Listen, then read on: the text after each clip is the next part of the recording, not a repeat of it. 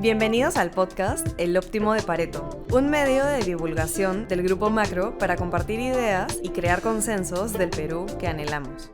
Hoy presentamos ¿Cuál es el panorama de la pobreza y clase media en el Perú? Con nuestros expertos de Macroconsult, Álvaro Monge y Johnny Campana. Hola a todos, les saluda Álvaro Monge, socio de Macroconsult, y en esta oportunidad me acompaña Johnny Campana, economista asociado también de Macroconsult. Hola Álvaro, hola a todos los oyentes. Mira, estamos aquí para poder compartir nuestra visión de la evolución de la pobreza en el Perú y particularmente en Lima Metropolitana, sobre todo porque hemos identificado que hay ciertas dificultades en la reducción de la pobreza.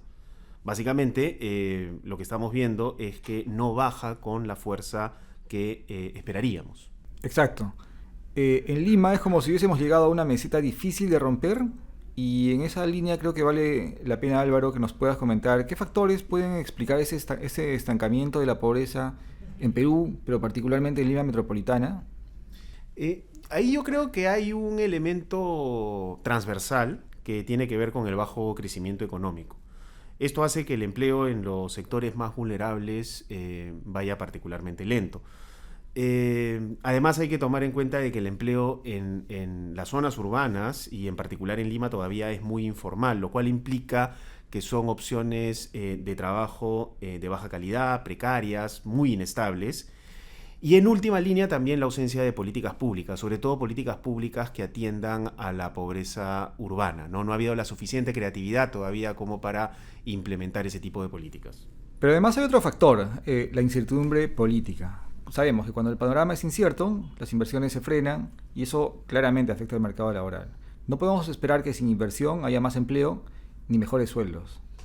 Ahí en ese punto sí quisiera detenerme en algo que hemos comentado y que creo que es un factor importante de cambio, que es la urbanización de la pobreza.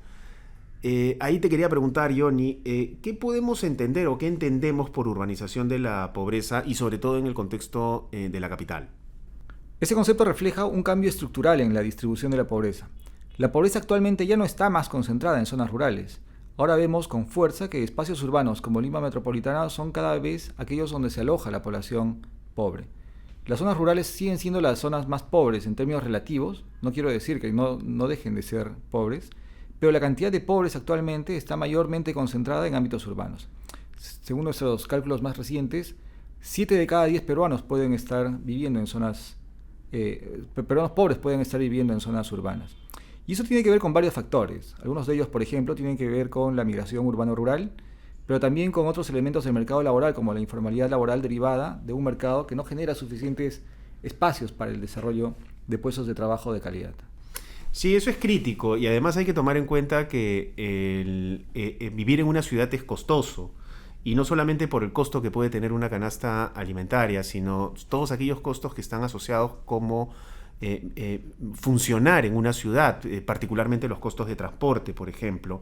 Entonces, contextos inflacionarios, como hemos vivido en los últimos años, tienden a impactar de manera importante a estas poblaciones, sobre todo cuando la reducción de la inflación implica que los precios ya no crecen a la misma magnitud, sino que terminan estando en niveles relativamente altos. Ahora, además, tenemos que sumarle el problema de la inseguridad.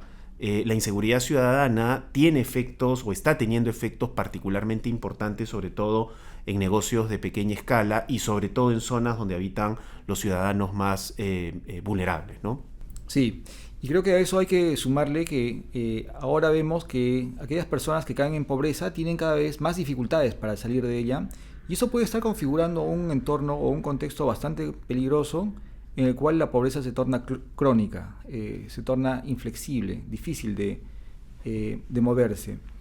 Y eso implica no solamente una pérdida de ingresos de forma coyuntural, sino principalmente una afectación de forma estructural a la familia, ya que éstas pueden verse obligadas, por ejemplo, a liquidar activos, vender bienes que puedan tener, o, por ejemplo, priorizar algunos tipos de gastos frente a otros. El ejemplo más básico, un hogar pobre puede verse obligado a gastar en alimentos en vez de, por ejemplo, gastar en educación. Y ahí hay un tema de la pobreza crónica que no puede pasar desapercibido, porque también es un síntoma de escasa movilidad social. Y es a partir de ahí donde nosotros podemos empezar a entender el efecto negativo que está teniendo la coyuntura en el tamaño de la clase media, y en particular en la capital. Ahí, Johnny, quería que nos cuentes un poquito cómo ha evolucionado la clase media peruana desde 2019, el año prepandemia.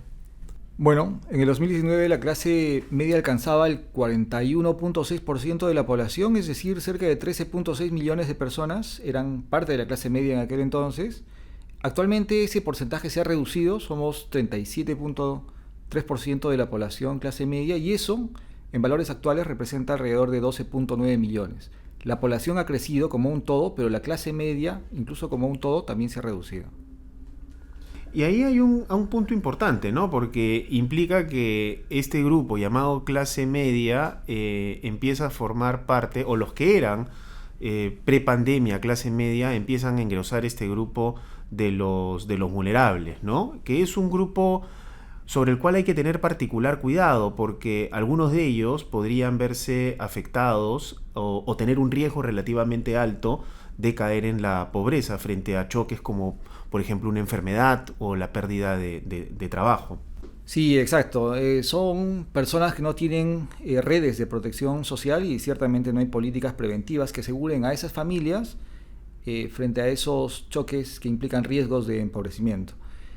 Ciertamente ese es uno de los principales cuellos de botella que tenemos en el país, en un contexto en el que vivimos con ingresos inestables.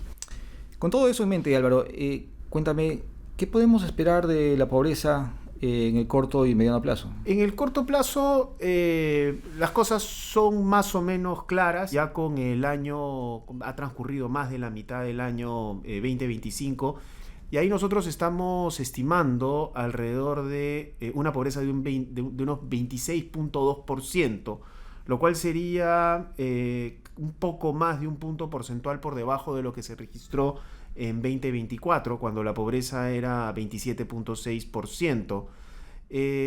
Para 2026 el panorama es más incierto, la proyección en general es más incierta, pero digamos, si consideramos un escenario donde la incertidumbre política se disipa rápidamente, ¿no? Podemos mantener un crecimiento económico de alrededor del 3%. No se observan riesgos climáticos de importancia en el verano, y una inflación que se sostenga alrededor del 2%, es decir, replicamos un contexto como el que estamos viviendo hoy hacia el próximo año, la pobreza podría llegar a niveles del 25% al cierre del 2026. Son cifras optimistas, ciertamente, ojalá realizables. Pero te pregunto, con esas condiciones ideales, optimistas, ¿cuándo podríamos, crees tú, volver al 20% que teníamos en el 2019? Si todo se mantiene estable, podríamos estar llegando hacia el año 2032 o 2033. Pero acá hay un punto importante que hay que comentar con respecto a estas proyecciones de largo plazo. Y estamos hablando de un escenario en el cual esta situación se sostiene por un largo tiempo. Pero hay que poner en el escenario proyectivo que Perú es una economía muy sensible a choques, y algo además que ha demostrado nuestra economía en los episodios de empobrecimiento pasados es que retorna a las situaciones previas de manera muy, muy lenta, justamente por lo que habías comentado hace unos minutos, que gran parte de la población que se empobrece de manera coyuntural empieza a mostrar estos síntomas o estas dificultades para retornar a la situación previa. Entonces, ¿qué quiero decir con ello? Si hacemos una proyección estadística tendencial, podríamos marcar el año 2032 y el año 2033. Sin embargo, esta vulnerabilidad que tiene la economía peruana puede hacer que un mal año nos haga retroceder de manera importante respecto a esta aspiración de retornar a los niveles previos a la pandemia. Claro, exactamente como nos pasó en el año 2020 cuando experimentamos el choque de la pandemia. Diríamos por eso que entonces, en el largo plazo, lo que importa no solamente es crecer, sino sobre todo crecer de forma sostenida, tal vez de manera inclusiva y con políticas que protejan a los sectores más vulnerables, que es un punto ciertamente faltante en el país. Sí, y esa es la agenda, además, que uno debería esperar, o el tipo de discusiones que uno debería esperar en la coyuntura electoral, ¿no? Ojalá que esas sean las discusiones que dominen el escenario. Nada, con eso, nada, agradecerte, Johnny, y gracias también a a todos los que nos escuchan. Esperamos que este episodio les haya sido útil para tomar mejores decisiones y para sobre todo entender la coyuntura que estamos viviendo en el país. Solo me queda agradecerles nuevamente e invitarlos a seguir nuestras redes sociales para que vean más contenido como este. Así que muchas gracias y muy buenas tardes. Gracias. Esto fue El Óptimo de Pareto, un medio de divulgación del Grupo Macro para compartir ideas y crear consensos del Perú que anhelamos. Mantente al pendiente del próximo episodio para seguir compartiendo ideas.